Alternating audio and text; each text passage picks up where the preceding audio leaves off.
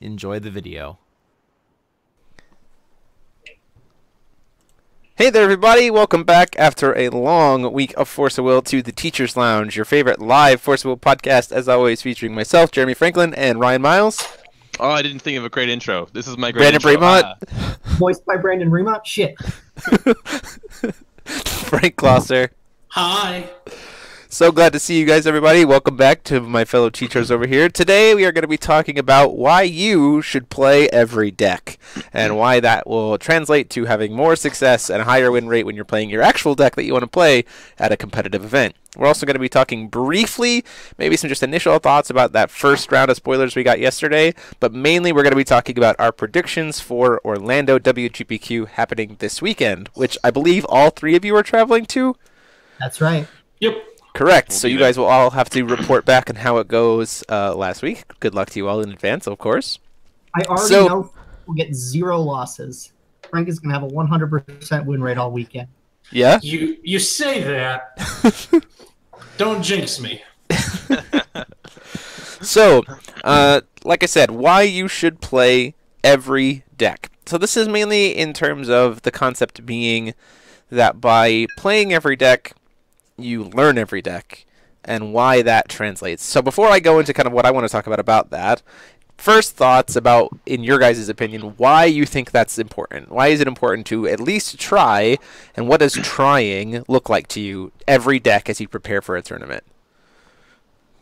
So, on a very transient note, it's a memorization tool at the very least. I mean, if you get repetition on a deck, you really get into your head what that deck is playing, what its turns are, what open mana represents to that deck, that kind of stuff. And that's just the bare skimming the water level. Going a little bit deeper, you start to understand what that deck struggles with, what turns it's particularly weak on, kind of the average stat line of creatures, like what boards it struggles to deal with, that kind of stuff.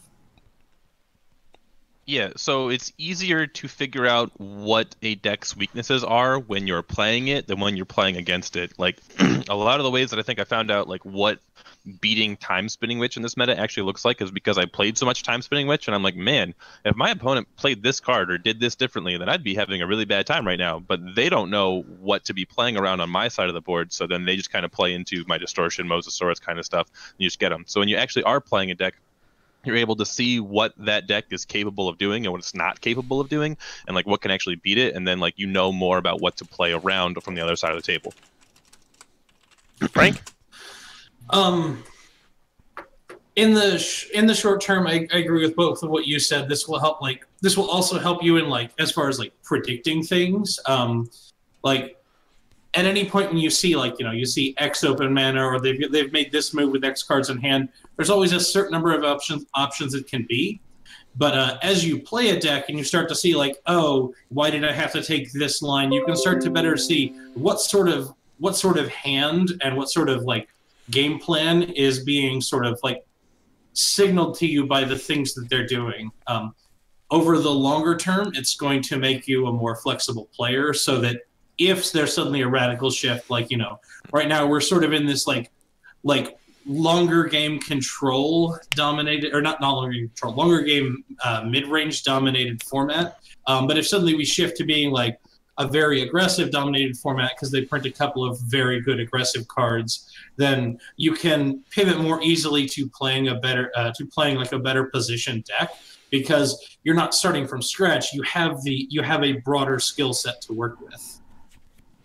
Yeah, I would say, it translates very well to, or it translates very well from just game theory in general, but also if you're playing poker, in terms of the more you play poker with different people, or the more you kind of take different approaches to different games, you start to understand behavioral cues, and if you can combine behavioral cues in terms of what Frank is talking about, of what does this amount of open will represent, what does their play from this turn represent in terms of what's possible in their hand, that kind of thing. If you combine that understanding of behavioral cues with a concrete understanding of how every deck operates, then suddenly you can find yourself, without having to cast a card like Look of Corruption or anything that looks at your opponent's hand, you can find yourself going, yep, I know exactly what you have in your hand.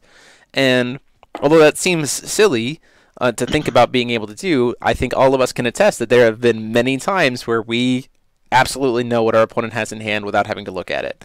And when we get to that point, the edge is heavily tilted in our favor because we know what your next turn is going to be. We know what 2 turns is going to be. We know what your reaction to what we're going to do is going to be.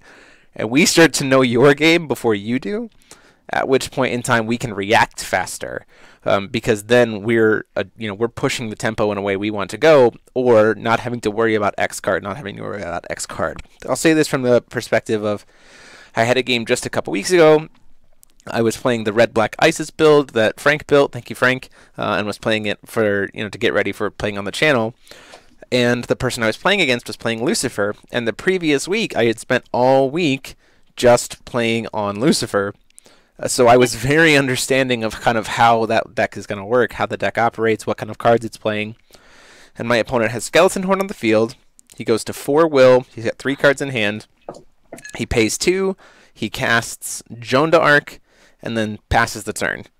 So he leaves 2 open will. He's got 2 cards in hand. He'd be going to 5 will, and he doesn't. I've seen his rune deck from the previous game, so I know what's there. So in looking at that, I have a Glint of Insight in hand, and I'm trying to buffer a card that I'm trying to play. I don't remember what it was. But I go, you know what? Looking at it, it's a deck where I was tapped out. He could have easily played Gene into Gene, but didn't.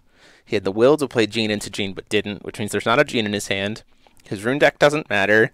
He'd be going to 5 will, so a Belial in hand doesn't matter to me. What's the card that I probably care about the most, that he's probably saving up, that he didn't tap out to play? He has an Azazel in hand. So I call Glint, call Azazel, and my opponent just looks at me and goes, holy crap, and discards the Azazel. Like, because I was able to understand the Lucifer deck, I understood what the playline projected. And like that is something that I do not see a lot of players being able to do, mainly because there are a lot of players in Force of Will who just stick to one deck and try to become the best at that deck, where there is a lot to be earned by playing everything. Like, because you will learn things about why decks operate the way they do more so by playing different decks than you will by playing the deck that you want to play. And it can add, 5, 6, 7% to that win percentage. And we talk about all the time about even adding 1% to your win percentage is a huge, huge increase in the long run. So absolutely, don't be afraid to, even if it's a deck that you have no idea if you would ever possibly see it, right? Because that's an argument we see all the time, right? Oh, it's not going to be in the meta. It's not going to be something people play. Okay, you should still play it. At least to understand. There's an argument, like you're saying, to even just building decks that you don't think are going to be playable, just to get through why it's not playable, or just figure out if someone does bring it to you, what 40 cards did they put together? And then once you see them start playing certain cards in a deck, you know that they can't be playing other cards due to deck space. And if you don't actually try to build a deck, then you won't know what kind of cuts have to be made to be able to play certain things. Because if you see someone playing a suboptimal card, then that means that you if you know what the 40 card deck should look like, and you see them playing a suboptimal card, then you know there's something in the deck that should be there that isn't. And if you do a kind of inventory of what that deck should look like, you can probably pick out the next least powerful card, or perhaps a card that has anti-synergy with that, and say, okay, you're not playing it. For example, when I was playing against Nick Blandon at Minneapolis, I saw he was playing Rachel, and I'm like, okay, well, if he's playing Rachel, that means he's not playing something out of my 40 cards that he's doing.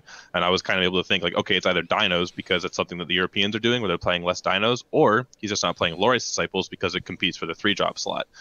So once he actually did play a Lori's Disciples against me, I said, okay, he's definitely not playing a full set of dinosaurs. And I was less inclined to put Mosasauruses on the bottom of his deck off of Dragonlord's Breath. I was more inclined to trade my Mosasauruses with his Mosasauruses, because I would know I would have more going into the long run. And that's kind of something you could take from if you're just building the deck yourself. Yeah, absolutely. And I would also think that I think that playing the other decks, understanding that deck building component, and actually play testing it to see how a deck operates, what those key pivotal turns are, whatever, actually helps you in determining what sideboard cards to put into your deck as well. Because I think all of us can attest, and even those in the chat can attest, that there is a card that we look at it and we go, oh yeah, this is totally a sideboard card against X.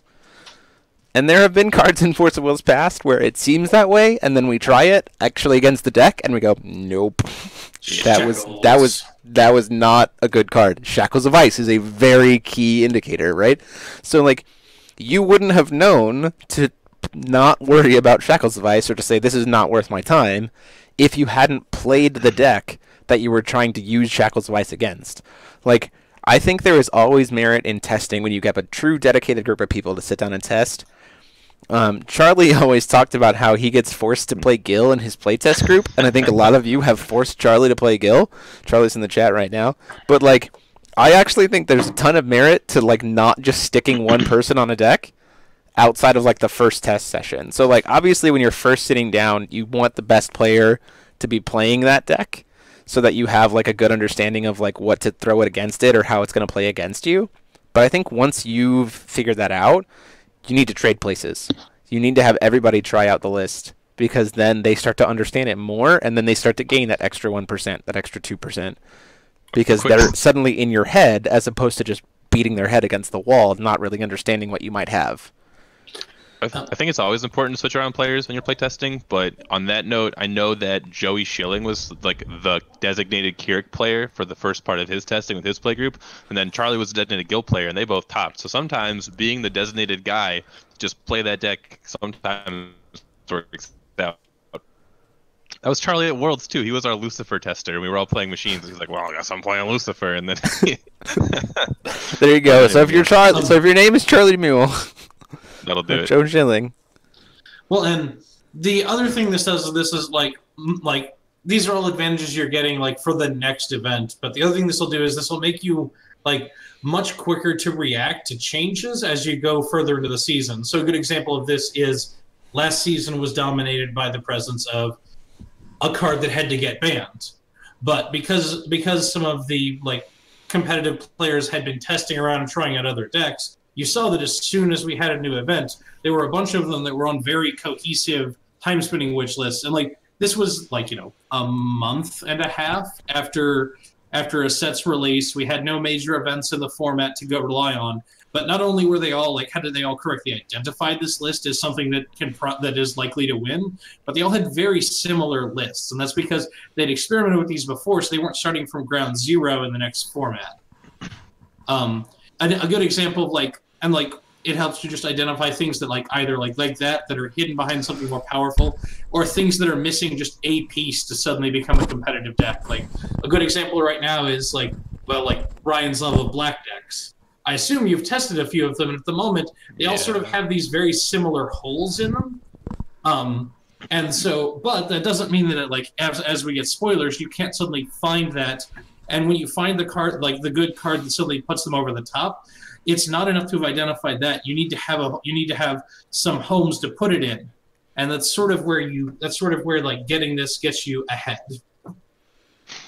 As an example of that, in the dead middle at Masters of Prisia Fox format, I played Lumia for some godforsaken reason. But then 3 months later, or 4 months later, when Otherworld Dreams came out, I'm like, this is insane in this deck. And then we played it at Atlanta, and then my brother ended up winning the event. So that's an example of where we already had that deck tested, figured it out. We're like, okay, this is great. And then it was bad. But then Otherworld Dreams came out. We're like, okay, now this can do something. Yeah, it's kind of that concept of fundamentals. If you know how to play every deck, then you have a fundamental understanding of every deck, which means that as the need arises, you can fine-tune what's needed, and it's faster for you. So, taking this mindset of everybody's playing this deck, but the competitive players are making sure to keep their edge up in terms of keeping practice and building those fundamentals with the other deck. Scheherazade gets banned. We're in a new format. Everyone's starting off at ground zero, building fundamentals, whereas the people who've already built the fundamentals and maintained them are going, yeah, okay, time to tweak. We already know what everyone is going to be working towards, so while they're trying to figure out how to play the base core version of the deck, we can get ahead of you one step ahead. And it honestly, as much as people don't like playing online necessarily, but Untap is a fantastic deck builder to be able to at least see kind of how things operate and at least do test shuffle hands to at least see what happens when you draw 5 cards. Now, obviously, I don't know what the programming is for Untap in terms of how it determines what randomization is, but even goldfishing can be that big of an impact. And then, you know, find somebody to play test, or if you have a person in your group, say, hey, you know, I really want to try to understand this list. Why don't you just kind of throw whatever at me? And let me point that out. When you're trying to learn the other decks, it doesn't matter what your opponent is playing, I don't think. When you're trying to understand just how a deck operates, like, because you're trying to build that core fundamental, you're not trying to learn the matchups right away. I think that's something that holds a lot of people back, is they're like, oh, well, I have to just throw that list against Time Spinning Witch. I'm like, okay, cool. Eventually you'll have to do that, but before you do that, you need to understand how the deck itself works. So, I mean, like, there's a little bit of a time optimization problem here, though, because sure. I kind of want to throw my list against Witch. I want to throw my list against Witch first, because I don't want to like learn my deck playing against, you know, Shayla aggro. Sure. And then eventually throw it against Witch and realize, oh, actually this deck can't beat Witch. It's out the window. But I would argue for you, Brandon, you have a lot of experience and understanding of all those decks already. So for you, there is definitely that time optimization, and you don't necessarily have to learn those decks. You need to just see if it's able to beat Witch. Remember back to like a month and a half ago when Witch wasn't presumed to be the only deck in the format, and how great the format was, and how we were testing everything, like that kind of era. Like eventually, like you throw everything at the wall and the best deck does get found, and then it becomes a metagame of, okay, throw everything at the best deck and see what can stick it. But before we had actually gotten to that point, there was this like open era of, okay, try everything and see what's good. I remember sitting down and playing Brunhild against Keurig to test this format and thinking that was going to be relevant and nice. And fun. Right. But I think that same kind of idea of throwing everything against the wall, I think, is the process to build fundamentals in terms of understanding how each deck operates. So learning, like, because I think that how a deck operates and what its matchups are two very similar but two very different concepts. In terms of learning how the matchups is how you adjust play lines based on what the matchup is. But you need to figure out what your deck's pivotal turns are, what your deck pivotal cards are, what's your deck game plan, what's your deck's win con, that kind of stuff. And I think you can figure that out playing against pretty much everything. So what I'm saying is, for those of you who are watching, don't be afraid to just sit down with friends and don't say, hey, you have to play this deck against me. Like, if you want to try something out, just play a deck. Tell your opponent to play whatever they want, try it out, and just like learn. Like, I think that there is that core fundamentals in terms of understanding how decks operate, I think is probably one of the biggest lessons that can have a direct and almost instantaneous impact on your win percentage. Absolutely. Even if you don't have an opponent, I think there's value in just drawing goldfish hands. Like learning kind of the turns that each deck gets to take is powerful. I've said this before, but like on my plane rides to events, I always play against the back seat, just like numerous times, just because there's something to just draw, call an imaginary stone, play it, pass, draw, call an imaginary stone. There's value in all of these little iterations. Yeah, and to go into the chat, so Aaron is in the chat right now, saying that Ryan always tells him to Ryan always picks the decks he makes you want to play against him. I absolutely think that there does come a point when telling your opponent to play a certain deck so you could learn how to beat against it is relevant. I think that is something that is needed. To be fair, I'm the one who like goes to work in my office job and then like has like 4 sticky notes full of like deck list ideas. So then like just like spending all of my time just like thinking of ideas and being like, okay, what's the best deck? How do I beat this? And then I'm like, all right, I need to play against this. AJ, play Chimimi so I can figure out if I can beat Chimimi or not. And then that's kind of like usually what I'm looking for is I have this idea. I say I know it should beat this in theory. It should beat this in theory. So now I need to. This is the 50-50 matchup. Let's play the 50-50 matchup and see what happens. So I call this my month of Andrew losses. So if you guys know who Andrew Vallon is, he's a good friend who lives in the Phoenix area. Yeah. I feel like in general I have a pretty good win percentage against that guy. But like in the month plus 3 weeks before any kind of event, I just lose to Andrew for a straight month because I put him on Witch, I put him on Chimimi, and I show up with like, oh, here's my next great idea to beat Witch and Chimimi, and I lose. And then the next day it's, here's my next great idea to beat Witch and Chimimi, and I lose again. It's a straight month of this until I decide that I'm probably going to be playing, Time Spinning Witch. But you're still learning. That's right. That's the idea. Like, one of these days, maybe I'll be like, oh, I actually found something. But even if you don't, if Time Spinning Witch goes away, you have all of this baseline knowledge that you can build off of. Yeah. Exactly. So like, if you want to get competitive, it seems silly. It seems like maybe it's just like a silly thing to do when there's already kind of a quote unquote solved meta. But like, if you haven't already started getting into practice, build everything. Try everything. Like, let's see. What do I currently hit now? Don't keep in mind this comes from a position of I have to build a new deck for the channel every single week. Every week, yeah. I have to play something different every single week, and I don't always play super competitive, especially now in this first season, because kind of the main idea that we're going with, if you haven't caught it, is that we want to try to give you kind of these core concepts of what the new rulers are kind of hoping to do, and then we say, here's kind of optimized, why don't you try to make it better? That's what we've been going through. So currently in my box, I have Loki Awakenings. Yes, that should be Time Spinning Witch. I hear what you're saying. We're playing Loki instead. I didn't say it. I thought it. You were thinking it. I saw that look. And I also have Red White Atom built. Are either of those decks competitively good? Nope. But are but in me playing those decks going to help me understand how those rulers operate or what their game plans is for if Time Spinning Witch goes away? Yep. No joke. One of the decks in my losing to Andrew. Like, oh my god. But like, I was like, maybe a deck full of quick ass cards can do this. Adam kind of does that. No, it doesn't. Oh boy. So I'll quickly answer chat. So Toby Gaffney, someone is saying what's silly is if you don't have Lorites, you ain't competitive. So I would argue that while it does appear to be true right now, I think that if for some reason Time Spinning Witch went away, I actually think that there are a lot of decks that can do really well without Lorites. And like even against decks with Lorites. So like I think Lorite is being played so prevalently because Time Spinning Witch is so strong. But if Time Spinning Witch goes away, a lot of decks have a lot of ways to get around Lorite or to just say, yeah, okay, that's cool. Yep. This may be a controversial opinion, so I'm well prepared for like chat to try and like crucify me for this. Let me get my pitchfork ready. Here we go. Yeah, go ahead. You got it. I got a pen. I actually think I think the hatred for Lorite is way stronger than he deserves. I agree.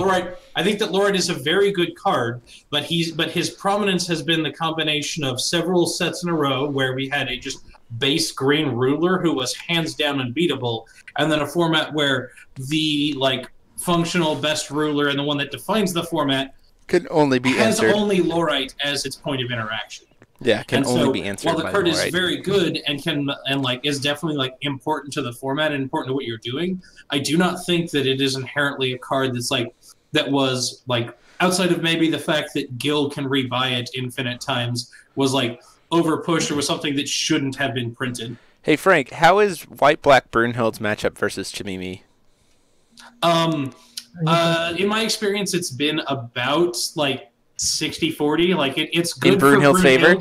Yeah, it's good for Brunhild, but it's not at all unwinnable for Chimimi. Yeah, so like that's a deck that runs a bunch of Lorites, like, and then there's a deck that doesn't run any Lorites. Like, it's not like you said, like the hate against Lorite has been tied to its hate for what it's enabled in the rest of green, or in this case, in the rest of blue, in the fact that it is the only answer. So we're getting a little off topic here, but I do want to just say that I think Lorite is like garbage design. Like even if the card isn't good. Yeah, I don't think any of us are not arguing that. But I do agree. I think there are a lot of cards that are like made unplayable by Lorite, but like at the same time, there's like a back and forth that should happen in the meta where okay, these cards don't see play because Lorite is so good, and then because Lorite is so good, the cards that Lorite is so good against don't see play. So then there's nothing for Lorite to counter, so Lorite goes down. Like when they did have the Scheherazade meta, Lorite was like a 3-4 for a while. Then everyone's like, we're going to stop playing cards that like get Lorited, and Genie got banned, which was like the main thing. And then Lorite started seeing like 2-to-1 copies in the same thing with Trueblade? Wasn't it the same thing with Trueblade? Like Trueblade went from like kind of low to 4 and then stayed at 4 until it got banned. It was like, but yeah, Lorite there have been other cards in the history that do that. That's the ebb and flow based on what the current meta is, and I think Lorite's that too. Even when Lorite was at a 2-up in Scheherazade, I still just wish the card didn't exist. It's just I don't think any of us argue with you on that one. So before we talk into speaking of, because it sounds like we're getting into more of our let's talk competitive meta, like the current competitive meta. Yesterday we had our first round of spoilers. I don't have them to put up on the screen. in general consensus, there were 4 cards. It was the rune that we've already seen, Athenia, who was the 5-drop land. It's Soul Hunt plus Bloody Moon plus Endless Night on a body for 5. It's very interesting. And then we have the new Lich edition, and then a terrible 6-drop Dark Purge creature that only has a set stat line of -6 of 6/6 that we're not going to talk about. So in general, That card thoughts on seems this? good and limited, right? I mean, not that bad. that's what it was designed for, because it certainly wasn't designed for competitive. So general thoughts about at least this first taste of Strangers of the New Valhalla. Yeah, it's actually so funny. Someone posted a meme about how like makes the 5-drop bad. I don't think that's the reason. I actually think the activated ability on that card is like actually insane. Like especially if you get the 4 runes up and then you can like activate it, recover, activate it again. That's like most boards. So I'm not really certain that the enter effect is the part that I'm concerned about. I'm concerned about the fact that it's 5 mana in a time spinning witch world, so it's probably not going to be castable. But if either of Lorite, Witch, or some combination of the two aren't around or powerful, this is a very powerful card. It has great synergy with Kuga, and it really keeps small boards clear really quick, really well. I do like. This was obviously meant to be spoiler support for Lich, like very clearly. The edition effectively is just a better replacement for the edition that came out for Lich in the first set, which is kind of cool because we talked about this before way back in the first set of spoilers, or the spoilers for last set, is it just felt like all of the darkness cards were just like, hey, these are cards meant for Lich, and then Lucifer was like, nah, I'm going to use those instead. And everyone's like, oh, okay. I think Lich has got to be like the least used ruler, right? Because like Lucifer's just better in every. Correct. So it's nice that like the flavor of these spoilers definitely makes me think Lich more than Lucifer, which I think is nice. So I'll be interested to see what comes out of it. So my hope is that this set brings us accompanied by whatever the potential ban list changes are. I would really like to see this set give that support to those underutilized rulers. Can I just like throw out a theory really quick? I don't. Frank first. Was Frank trying to talk, or was it Ryan? Ryan was trying to say something. I was going to say that. Well, I think Athenia particularly is interesting as someone who will like, at least at locals or something, or at least will always test out 5-drops. Athenia is a cool new 5-drop, and I'm kind of excited for it. But as far as Lich goes, I'm sorry to say I don't think any of these are what Lich needs, because the biggest problem I think Lich has right now is that he just doesn't have consistent payoffs. Like, understand, Lich is very much built to be comparable to a Magic the Gathering deck called Aristocrats, which is just attempting to let you do these sort of value sacrifice chains and then use payoffs to turn them into suddenly much more. And none of these are that, and that's what Lich is missing. Like, the Skeleton is a decent way to keep Lich going. There's lots of cards that let Lich keep doing Lich things. There are not enough good cards right now to make doing Lich things a valuable thing to do. Which is why you see all these Lucifer decks, is because if you're not doing that specific, get some dudes out, sack them for value, get extra value, then you're just playing Lucifer. Sure, right, absolutely. And none of these are like good. Like, the only payoff we've sort of got is like Vlad, and even that is a 4-drop. And so like Lich really needs some like lower cost payoff cards to make the deck run. Yeah. The theory I was going to throw out was that we will literally never see Lich over Lucifer until we get like very powerful cards that specifically call Lich by name, or a very low cost sack outlet that's just insane. Because like Lich's master is like almost just strictly worse than Lich's, right? Like, you have to sacrifice 3 of your own guys to make it better than Lucifer's, right? Yeah, so the weird thing about Lich is that like his master rune combos with Spirit Rush. Unleash the Hounds. Again, so like Unleash the Hounds, or the Spectre Rushes, which essentially makes it a worse Black Rosario because you're spending 2 will. But like, or you're spending 4 will and 2 runes. Yeah, but like, it kills the entire board, which is like the upside. Right. So Spectre Rush plus his Master Rune is actually one-sided final battle without having to pay life. It actually kills everything. So that's kind of there, but again, it costs you 2 runes.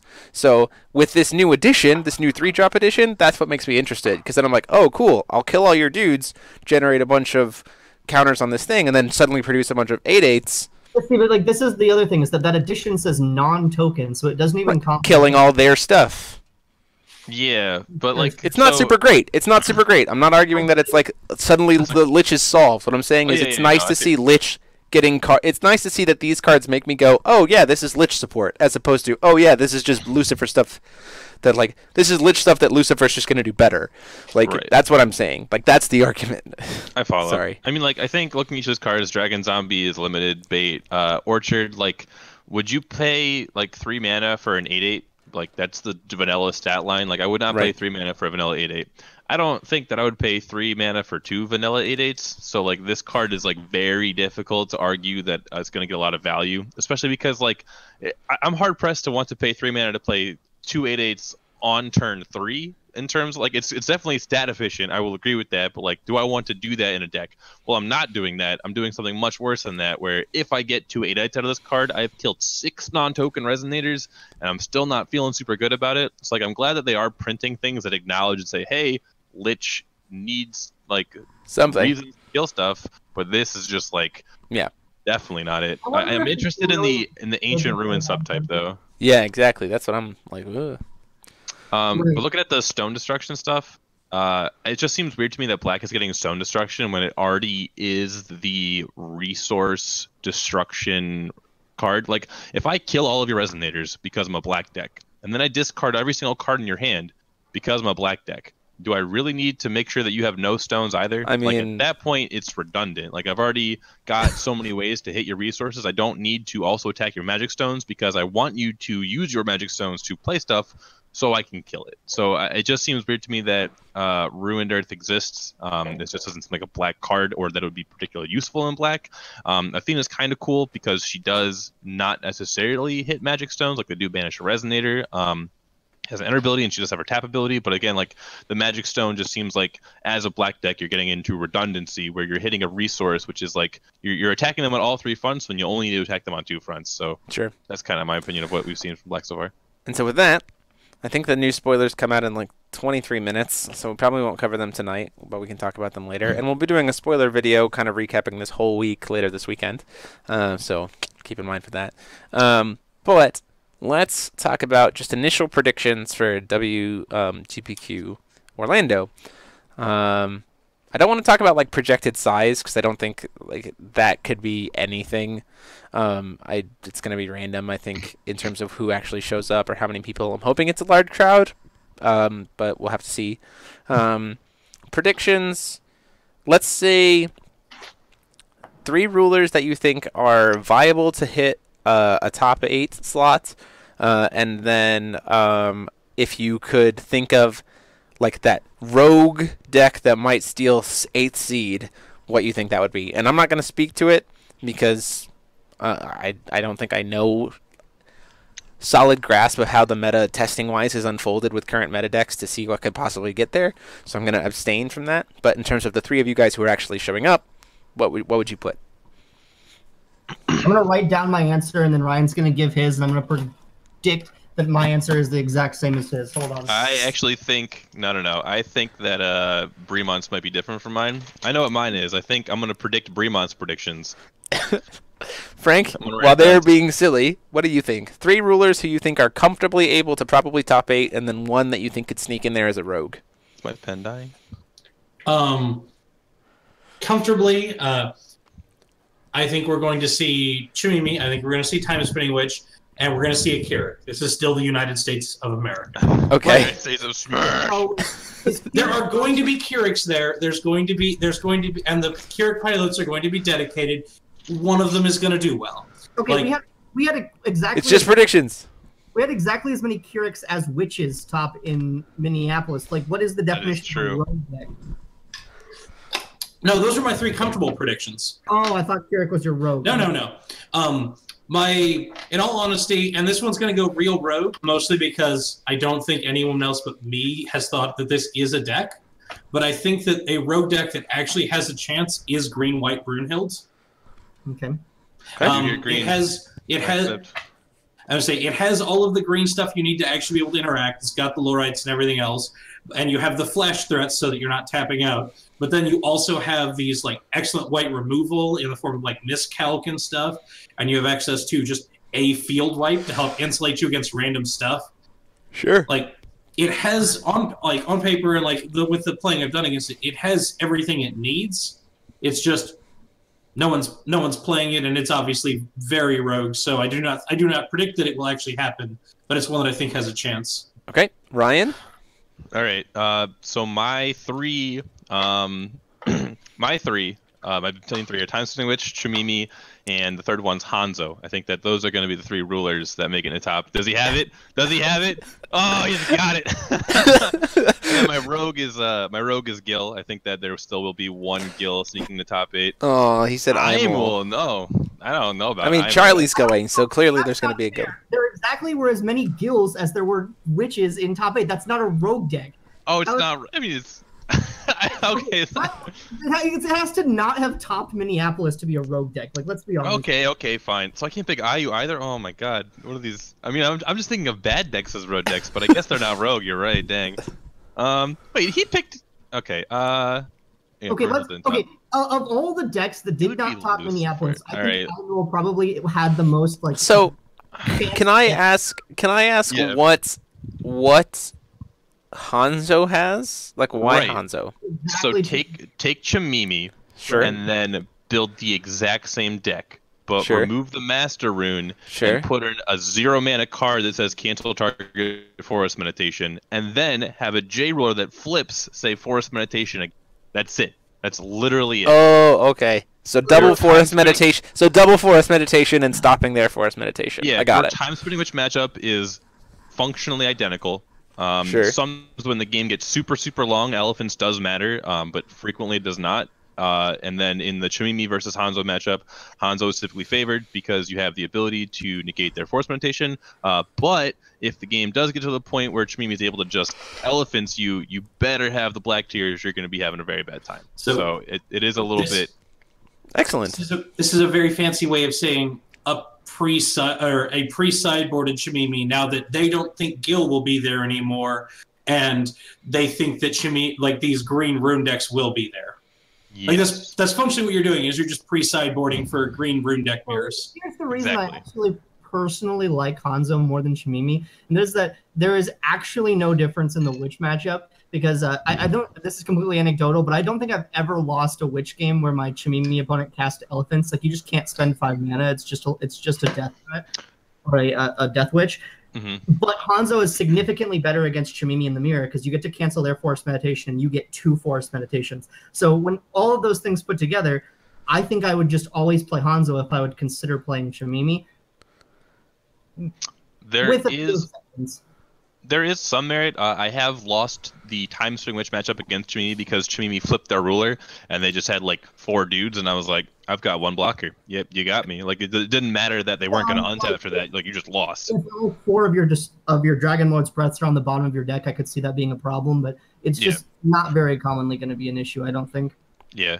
There's also, I think, like, I'm kind of double dipping here because I do think that the Chimimi deck that is now Hanzo is going to top, and I think that Tyler Wilson played a green-black Hanzo to first place at the ARG in Georgia, and I think that a lot of the green-black variant decks, like you're saying with the green-white Brunhild, I think there are going to be green-white Brunhild decks. I think there will be green-black Lucifer decks, and if I do have to choose a rogue deck, it would be Lucifer, and it would be a green-black Lucifer, but if any deck is most capable of like being 2-color, I still think it's going to be one of the green rulers, just because I think they have the most powerful runes. So Sure. I think that we could see a 2-color. the most powerful forest meditation full stop. Not rune. I would actually say that having the most powerful on-color runes makes it harder for them to multicolor. Like, inherently, the way you build multicoloring with rune decks is you build your main deck to play the color your runes aren't, so that you always have a handful of playable cards between the two. And so if you're playing a green ruler and you want to play the powerful green runes, you kind of just want to be mono green. I do agree. The version that Tyler did play, I don't know if you saw it or not, but it was a slower control deck where it actually played Idol of Magic, so that it took turn 1 off like every single time, and then it tried to play like Ray on turn 2. It didn't even play 4 Speaking Stone because it had 4 Ray and 4 Winds of Salvation, the counter spell, not the pump spell. So it was like it had a lot of answers to Mosasaurus. So it was actually more worried about Distortion of Time, which you have Lorite for, obviously, but it was playing the untap a Ninja Stone. So if he ever did get Distortion, he could actually untap his ruler so they could continue calling stones, and that was a sacrifice. That's actually a nice little tech. Stone. That's an You know interesting what's little funny tech. about that? I actually had Andrew playing that against me. He'd go to his 10 step, he'd activate that ability, I'd Lorite it, and then he'd be minus another 1 stone for his Distortion. Oh, that's gross. It really didn't. Yeah. Like, Well, with that, like green black Hanzo, but like I think Hanzo's gonna top for like the early Sure. reasons, and I'm also So let's go around, and then all 3 of us would play Time Spinning Witch if we when we're playing there. So what's the second pick deck you would actually play? Hanzo. Hanzo, yeah. Green White Brunhild. I'm like showing my hand here, but like I really do think the Hanzo is like definitely up So, there. quote unquote, Ryan's playing Hanzo. I'm playing Pandora. Come on, you read the. Are you? chat. Are you actually? No, someone in No, You the would. he's I would gonna- be so happy if you actually just flew down to Why do you do Orlando and this to played yourself? Pandora. He's gonna be on Time Spinning Witch. That actually reminds me, I had a question, Jeremy. Last season you had like a banner to give away to anyone that used a draft ruler to top. Is that offer still going? You know Oh, what? God. You know what? Sure. All right, I'm If a bringing it player back. if a player can successfully top 8 a WGPQ All right. with one of the Arcana, Are you Arcana of still- War, Arcana of Faith, whatever. This is what I'm talking about. Like you're not Oh, aware wow. of the Arcana of War deck, are you? Like you're kind of just throwing away a banner at this point. That's fine. What's the Arcana Arcana of of War. War tech? I mean, Oh. this is something like all of this stuff was like fluff to like protect this deck. This is have you actually not heard of this? Because I'm not going to talk about it on stream at all. But like, have you really not heard of it? Because I'll No, PM I you. have not. Oh my PM me God. about it later. But if Yeah, someone yeah. tops with it, I will say this. No, if, it's going to win the event. Like it's 100. I only think like 4 people are playing it, but it's going to win the event. You're gonna need 4 or 5 banners. Like how no, no, many? no, no, no, no, no. how many years- Oh, it's only whoever wins. It's the first person. So 1. So if a bunch of people doing Arcana of War top, whoever Yeah, gets yeah. the highest seed in a top 8 will okay. win the banner. So even if they lose the event, whoever gets highest seed with Arcana War. Correct. Okay. Correct. You have to top 8 with an Arcana, Okay. and then if multiple people with the Arcana top 8, a WGPQ, Okay. the highest seed going into top 8 will win the banner. It's really funny because our deck name is going to be ARG-ana, like Argana, but Arcana of War. Like that's the people we're putting on that deck. Like that's their deck name. It's pretty We're cool. literally giving away all of our secrets right now, Ryan. I mean, like I'm not playing it. I've already got my paid invite, so I'm not playing it. I can just do whatever I want. I can play Time Spinning Witch and just take 5th seed and then get clocked out by the Arcana of War deck. But whatever. You guys will have to private message me about whatever this deck is. But with that, let's go on to our game. We're playing another round of Scriblio. Scriblio, because it was so fun last time. Is there a This link in the game- chat? There it is. It's in the chat, boys. It's in the We chat. Chat, boys. Oh, where did Discord go? There you are. Scriblio. We had such a good time last time. We're doing it again. Playing an ad.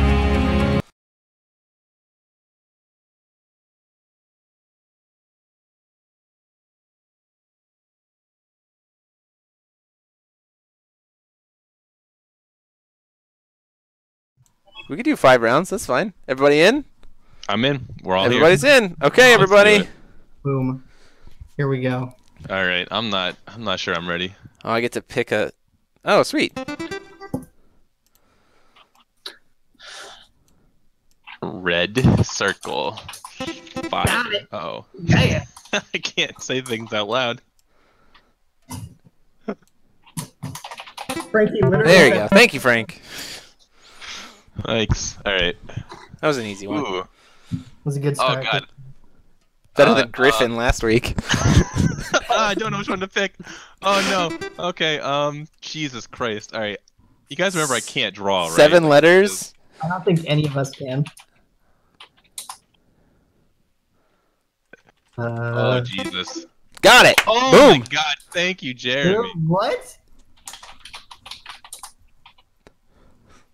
My boy. That was solid, Ryan. That was good. Yeah, I'm really working on this one. I, This geez, is, I don't have any idea. all right. Don't worry. He's holding some swords. In fact, he's got This boy's got a lot of swords. What? These are Levitines. These are Levitines. He's got like 4 of them on turn 1. Oh, that was great. This is Bahamut.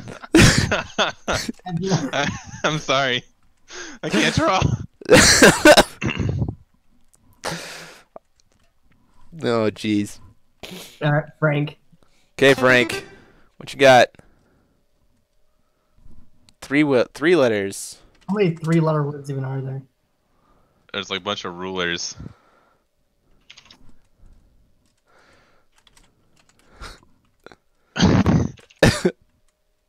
Hold on.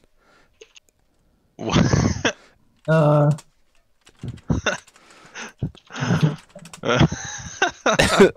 Calm down. Oh god. What? I'm really nailing this one. Is that his glove on his head? Hold up. Maybe this will help. Let's give them beards. What?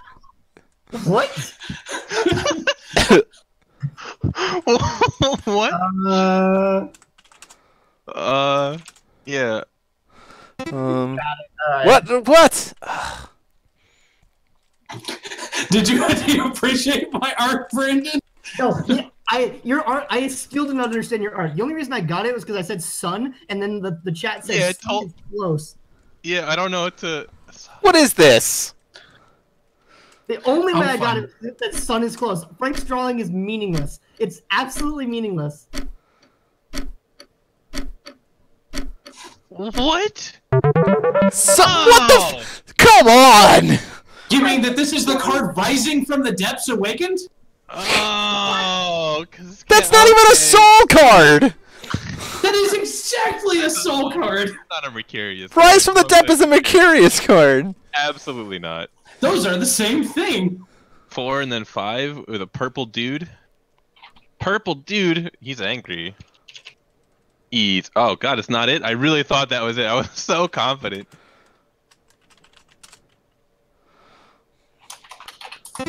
Yeah. Wait, something scythe. No, Scythe is 6 letters. It's 5 letters. Oh, jeez. It's got a cat. Yeah. Got it. There we go. You guys like my drawing?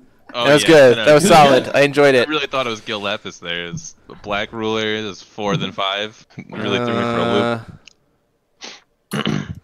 Sure. 6 letters. We tried. Trying to remember what this card even looks like. The chase. What is going on here? Nice. I was close. Oh my god. Why is it? I'm boosted. It's 6 letters, Ryan. You can do this. Wow. Yep. That's a card. It's opening. It's a flower of some sort. Probably. Lotus. Maybe even Lotus petal. maybe even a gem of some type. I don't remember exactly what the card looks like. This feels close. Well, someone got it. It was Apollo. Apollo. Whoa. I got it from the first little orange circle, and then it just went downhill from there. All right, let's do this one, I guess. Jesus Christ. Okay. Yep. This is what we're doing. This is the art. Son of a bitch. Where's my undo button? Pink Alright. You bucket got that cat. there's clouds, right? We got that part. We got that in there, and then we're gonna fucking throw on some.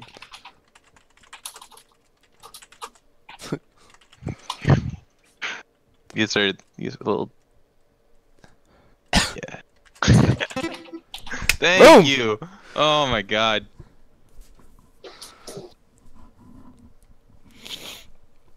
Oh, there we go. Yeah, we got like what else fucking does this?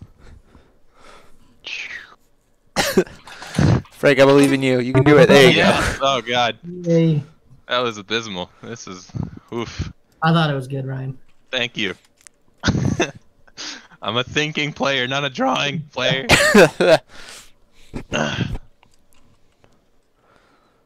Brandon's just too good at this. I don't know if you guys know this, but Patrick Wan is actually a god at this game. He really is. So this man played on mobile and was just drawing fucking masterpieces.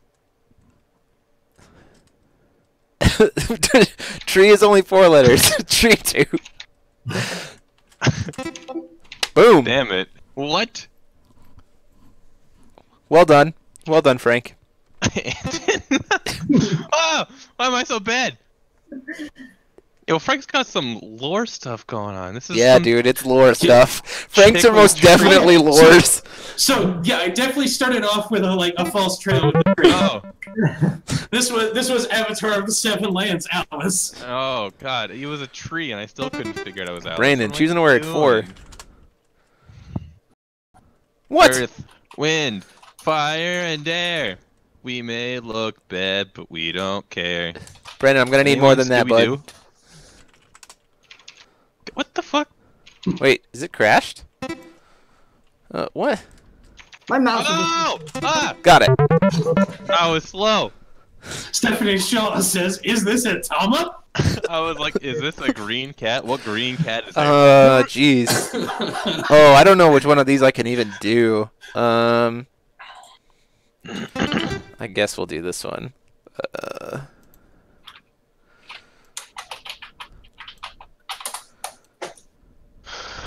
Oh, okay. 1, 2, 3, 4, 5, 8. 8 letters.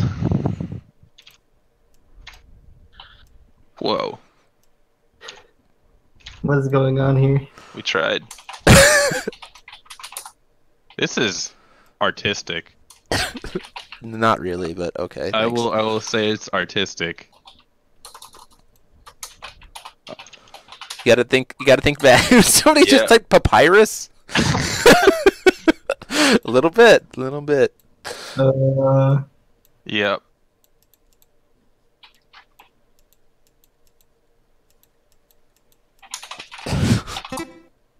God damn it, Frank. There you go, Oh. Frank. God, Got it. it's a, oh my god. Just draw some You Kool-Aid, needed a man. table that was circular. Just draw some Kool-Aid and I'll get it every time. Oh, goodness. Okay, we're gonna give this one a go. Yeah, let's do that. Alright, so...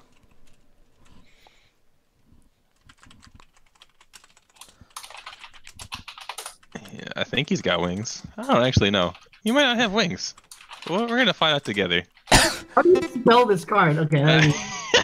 I'm really glad that I got first because I knew how to spell Okay, it. so I don't know how to spell it. Fuck. There we go.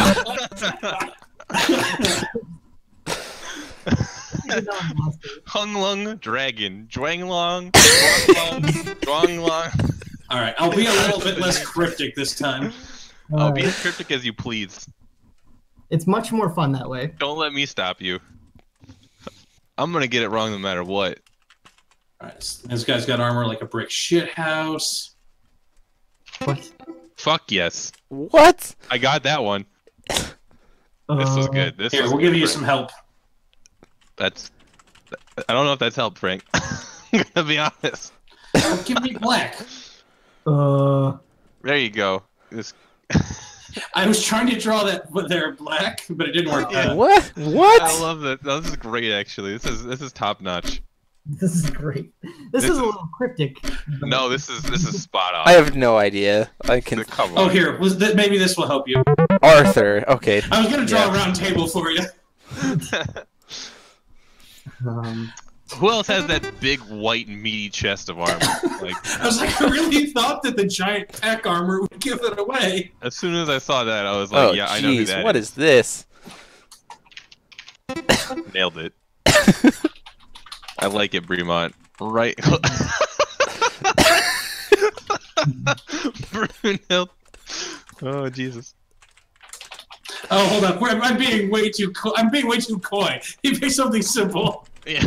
Got it. Okay. Charizard. Oh, I loved all of that. It was all good. Okay. Oh, jeez. I don't even know, man. Just do the same thing I did last time where I misspelled a word after 5 seconds. Hurry up. Well, it's chosen for me. Yep. Do you know which word it is? Yeah, I do. I know what it is.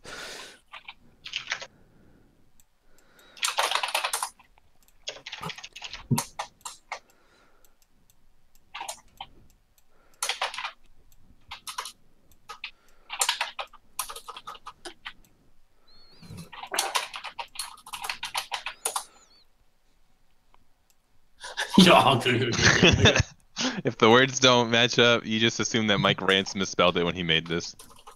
Valid strategy. Whoa. I Nope. think it's 8. Yeah. Shut up.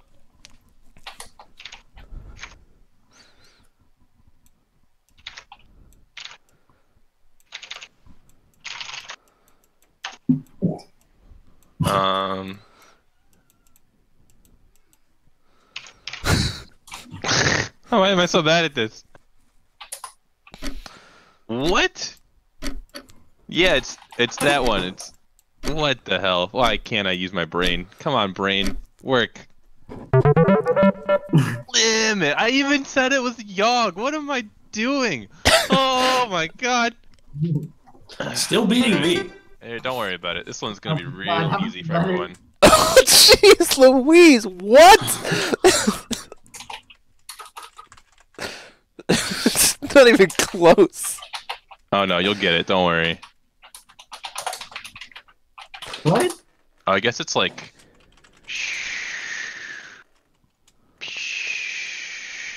Oh wow!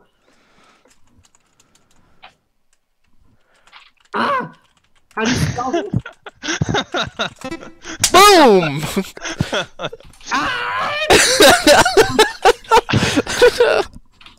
Gotta draw There we your go. I guess. There we go.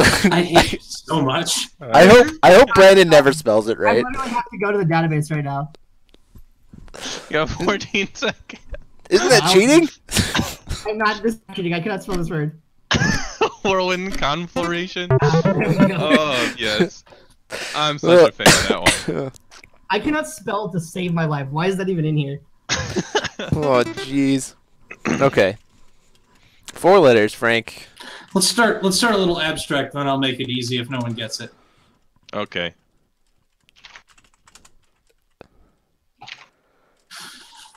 All right, so we can't go up, down. Damn it. What? Thanks, Frank. That first symbol was actually really good. Oh, I makes sense thought of it. so. Hold up. She always has a dour face. That's some dour. Needs the hat. Needs the hat. Oh, you're right. We do need this hat. We need the hat, bro. That's some good hat. The first symbol actually totally makes it work. Yep, there you go, Brandon. Oh. It's the 0 that can't be bounced. Your stuff can't be bounced back to hand. 0, the King's Blade. Yeah, 0. I'm really close to Brandon. I'm feeling good about this today. Yeah, the white ruler should tip me off, and I can't use my brain, dude. Hey, Travis and Tamara in chat pulling that one out.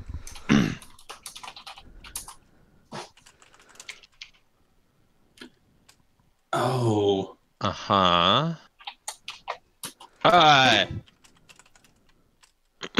What? Oh, come on. That hat is anywhere. What is this?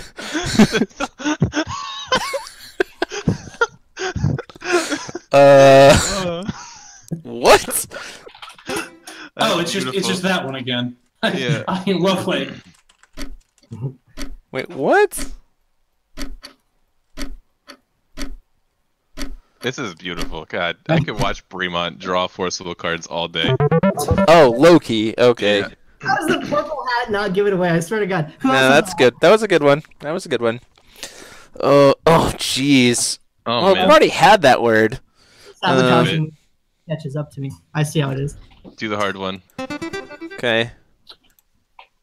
How many letters? 4, 8, 10. Oh. Bremont can't spell this. I can't. I just have to draw this, and then I'm done. Oh god, Frank, you're so close.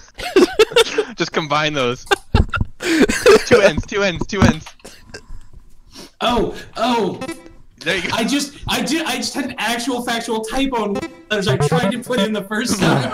It's just like cheating. Database just now. I'm gonna leave the database open now. All right. The word was it was gonna give me Dark Alice again, and I was like, oh well, we already had that one. All right. I guess we gotta do this one, and I've got literally no idea how to do this one. Jesus Christ. Oh no, we just gotta make it real fucking. Oh jeez. Oh no, it's supposed to be red. And then yeah, we're just gonna and then it's I like the house me should we tried all the permutations of freaking Maryville. No, you haven't spelled Maryville wrong. I don't even know what this card looks like off the top of my head. It's got like some. It's got some Super Saiyan dudes. Yeah, it's definitely What?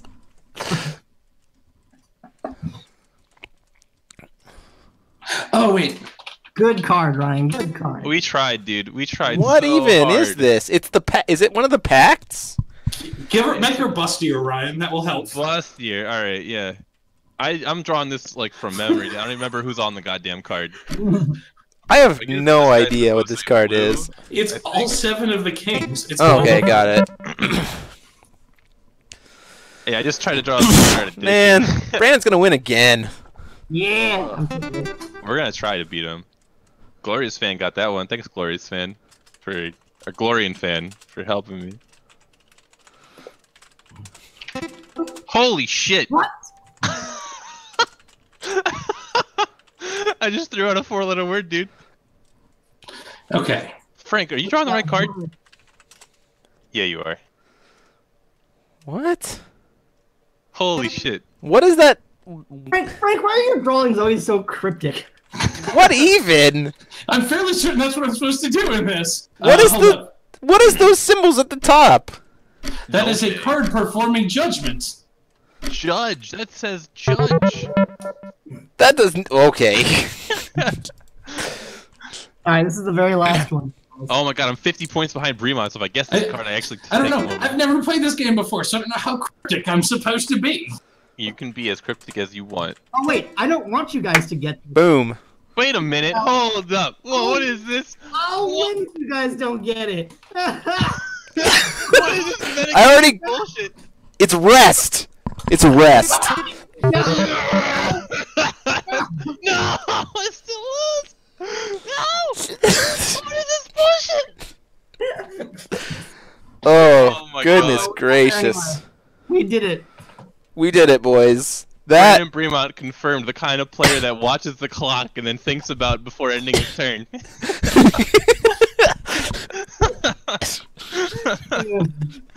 Well, that was an enjoyable evening. Thank you guys so Oh, much for God. joining us. As always, if you want to support what we do on the channel, go ahead and check us down below for all the links for the Patreon, the merch store, as well as getting playmats. Always goes to help support the channel and what we do here.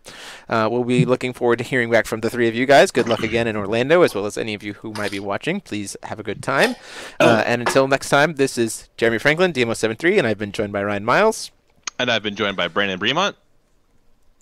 I'm reading the spoilers, sorry. Oh, spoilers! And I'm Frank Klosser, and I'll be head judging Orlando. Sure. And we'll see you all next week. Have a good one, everybody. Peace, everyone.